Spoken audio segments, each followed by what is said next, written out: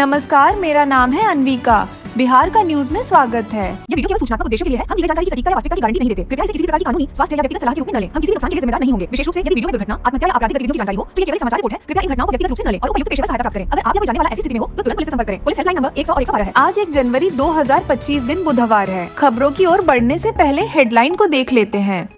नए साल के जश्न में डूबा पटना। नए साल के मौके पर मंदिर में उमड़ी भीड़ मां ताराचंडी। धाम में लगी भक्तों की लंबी कतार। नए साल पर बर्फीली हवाओं की चपेट में पूरा बिहार। मां को श्रद्धांजलि देते हुए सीएम हुए भावुक। डांस देखकर किन्नर को किया प्रपोज, बनाया फिजिकल रिलेशन। चलिए अब बढ़ते हैं टॉप 18 खबरों की ओर। जमुई जिले की शिक्षिका अनीता कुमारी की कहानी समय और प्रक्रियाओं की विडंबना को उजागर करती है। उन्होंने 30 दिसंबर 2024 को विशिष्ट शिक्षक के पद का ज्वाइनिंग लेटर प्राप्त किया, लेकिन अगले ही दिन 31 दिसंबर को 60 वर्ष की आयु पूरी होने पर उन्हें अनिवार्य सेवानिवृत्ति दे दी गई। अनीता 2006 में पंचायत शिक्षिका बनी और 2014 में टीईटी पास कर हाई स्कूल शिक्षिका बनी। उनकी सेवानिवृत्ति से पहले वे विशिष्ट शिक्षक बनने की योग्यता हासिल कर चुकी थी, लेकिन समय की इस दुर्भाग्यपूर्ण स्थिति ने उन्हें पद का लाभ उठाने से वंचित कर दिया। उनकी विदाई के दौरान शिक्षकों ने उनके योगदान को सराहा, लेकिन यह घटना शिक्षकों के लिए प्रक्रियागत सुधारों की आवश्यकता को दर्शाती है।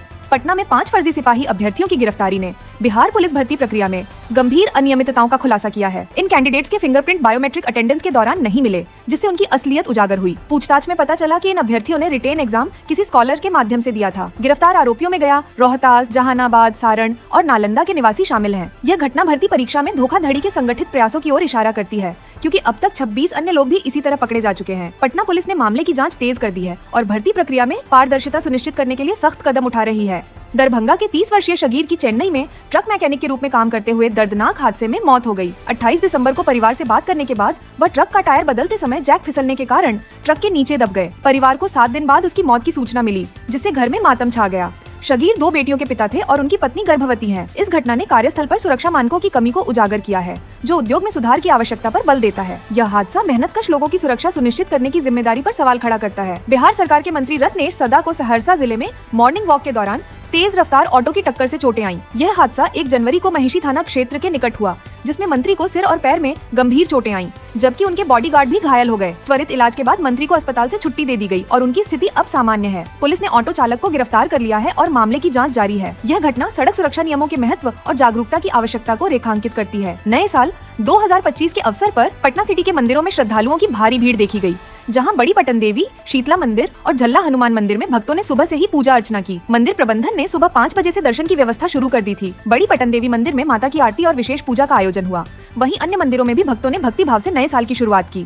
भीड़ को नियंत्रित करने के लिए पुलिस बल तैनात था और मंदिर प्रशासन ने विशेष इंतजाम किए थे। इस धार्मिक उत्सव ने लोगों की आध्यात्मिकता और सामाजिक समरसता को उजागर किया। बिहार के मुख्यमंत्री नीतीश कुमार ने 31 दिसंबर 2024 को अपनी मां परमेश्वरी देवी की 14वीं पुण्यतिथि पर कल्याण बिघा में आयोजित श्रद्धांजलि समारोह में भावुक होकर उन्हें श्रद्धांजलि अर्पित की। इस अवसर पर नव नियुक्त राज्यपाल आरिफ मोहम्मद खान सहित कई गणमान्य व्यक्तियों, मंत्रियों और विधायकों ने भाग लिया। मुख्यमंत्री ने अपनी मां की शिक्षाओं को याद करते हुए उनकी प्रतिमा पर नमन किया और आभार प्रकट किया। स्थानीय लोगों और पार्टी कार्यकर्ताओं की भारी उपस्थिति के बीच माता परमेश्वरी देवी अमर रहे के नारे गूंजे, जिससे यह आयोजन श्रद्धा और सामूहिक एकजुटता का प्रतीक बन गया। नए साल 2025 की शुरुआत में हर हर महादेव के उद्घोष के साथ भक्तों ने 200 साल पुराने ऐतिहासिक मंदिर में एकत्र होकर पूजा अर्चना की और एक दूसरे को कीर्तन और भक्ति गीतों के साथ शुभकामनाएं दी। बाबा गरीबनाथ मंदिर में जलाभिषेक और विशेष पूजा का आयोजन किया गया, जहां स्थानीय और दूर दराज से आए श्रद्धालुओं ने नए साल का स्वागत किया। मंदिर प्रबंधन ने भीड़ को नियंत्रित करने और भक्तों की सुविधा के लिए विशेष इंतजाम किए। यह धार्मिक अवसर भक्ति के साथ साथ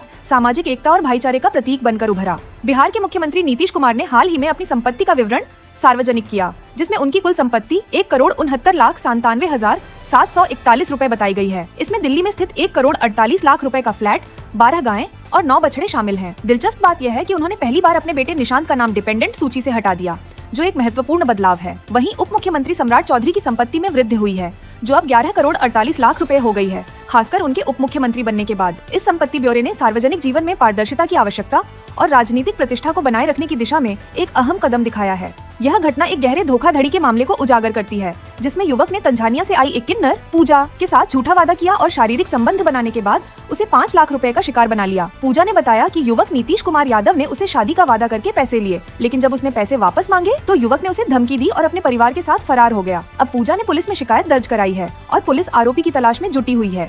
यह मामला न केवल व्यक्तिगत धोखाधड़ी का उदाहरण है, बल्कि यह चेतावनी भी देता है कि रिश्तों में वित्तीय लेन देन अत्यंत सावधानी से किया जाना चाहिए, क्योंकि यह खतरनाक हो सकता है। बिहार सरकार ने 2025 में सरकारी कर्मचारियों के लिए कुल 56 छुट्टियां निर्धारित की हैं, जिसमें 52 रविवार और विभिन्न त्योहारों के कारण 37 अतिरिक्त छुट्टियां शामिल हैं। इस वर्ष स्कूलों के लिए भी 72 दिन की छुट्टियां निर्धारित की गई हैं। कर्मचारियों के लिए छुट्टियों का वितरण जनवरी में 5, फरवरी में 3, मार्च में 7, अप्रैल में 9, मई में 4, जून में 5, जुलाई में 4, अगस्त में 6, सितंबर में 7, अक्टूबर में 10, नवंबर में 5 और दिसंबर में 6 दिन रहेगा। ये छुट्टियां कर्मचारियों को अपने कार्य जीवन में संतुलन बनाए रखने और परिवार के साथ समय बिताने का अवसर प्रदान करेंगी, जिससे उनकी कार्यक्षमता में सुधार होगा। बिहार में नए साल की शुरुआत के साथ बर्फीली हवाओं और पश्चिमी विक्षोभ के कारण तापमान में गिरावट आई है। सहरसा में तापमान 8 डिग्री सेल्सियस तक पहुंच गया, जो इस मौसम में सबसे कम है। मौसम विभाग ने 6 जनवरी के बाद शीतलहर जैसी स्थिति की संभावना जताई है, जब न्यूनतम तापमान 4 डिग्री सेल्सियस तक गिर सकता है। पटना का अधिकतम तापमान 19.5 डिग्री सेल्सियस था, जबकि पूर्णिया में 23.5 डिग्री सेल्सियस और सहरसा में 8.5 डिग्री सेल्सियस दर्ज किया गया। ठंड की स्थिति बढ़ने की संभावना है और नागरिकों को ठंड से बचाव के उपाय करने की सलाह दी जा रही है।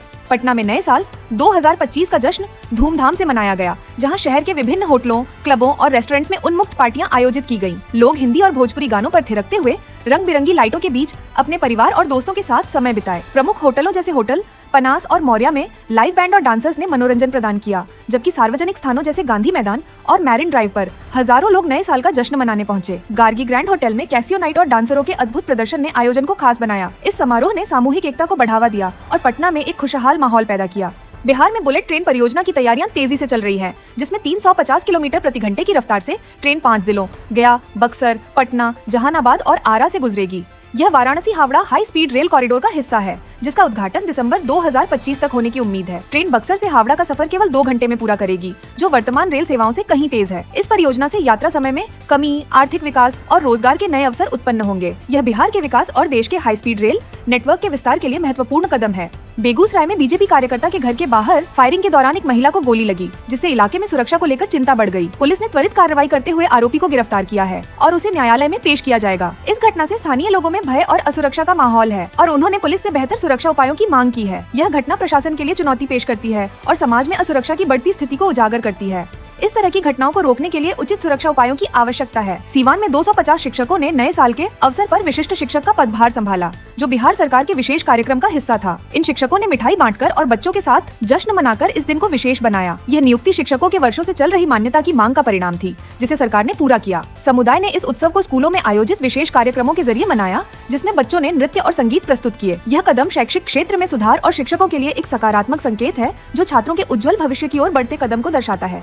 हरकिशोर राय को चंपारण क्षेत्र के नए उप पुलिस महानिरीक्षक DIG के रूप में नियुक्त किया गया है। पहले वे वैशाली जिले के वरीय पुलिस अधीक्षक थे और उनकी कार्यशैली को लेकर उन्हें ईमानदार और तेज निर्णय लेने वाले अधिकारी के रूप में पहचाना जाता है। चंपारण में अपनी नई जिम्मेदारी संभालने के बाद उन्होंने क्षेत्र के विधि व्यवस्था पर प्राथमिकता देने की बात की और असामाजिक तत्वों के खिलाफ सख्त कार्रवाई का संकेत दिया। उनकी नियुक्ति से पुलिस विभाग में नई ऊर्जा का संचार हुआ है और यह उम्मीद जताई जा रही है कि उनका कार्यशैली क्षेत्र में शांति और सुरक्षा को बढ़ावा देगी। नए साल के अवसर पर मां ताराचंडी धाम में भक्तों की विशाल भीड़ उमड़ी, जहां श्रद्धालुओं ने माता रानी से सुख, समृद्धि और खुशहाली की कामना की। मंदिर में पूजा, भजन कीर्तन और विशेष अर्पण का आयोजन किया गया, जिसमें भक्तों ने मिठाई और फल चढ़ाए। यह धार्मिक समारोह न केवल व्यक्तिगत आस्था को दर्शाता है, बल्कि समाज में एकता और भाईचारे की भावना को भी मजबूत करता है। इस उत्सव ने यह साबित किया कि धार्मिक आस्था और परंपरा आज भी लोगों के दिलों में गहरे बसे हुए हैं और नया साल एक प्रेरणा बनकर आया। रोहतास के बादल सिंह हत्याकांड की जांच अब अपराध अनुसंधान विभाग CID द्वारा की जाएगी। यह घटना 27 दिसंबर 2024 को सासाराम में हुई, जब ट्रैफिक DSP आदिल बिलाल और उनकी टीम की झड़प के दौरान